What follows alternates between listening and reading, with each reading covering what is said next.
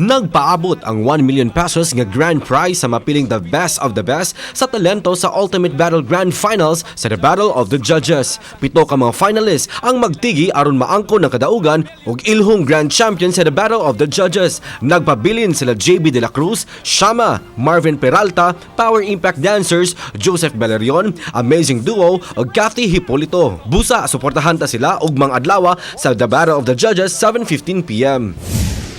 Sa finale night sa Kapuso Mystery Crime serye, Royal Blood, human nasayran nga si Margaret ang nagpaluyo sa pagpatay silang amahan nga si Gustavo, daghan ang nagduda nga di lang si Margaret ang nag-inusarang suspect sa pagpatay. At doon na makahilaing twist nga revelasyon karong gabi. At ang iyang labing uwahing gabi sa Royal Blood 8 PM pagkahuman sa Maging Sino Ka Man.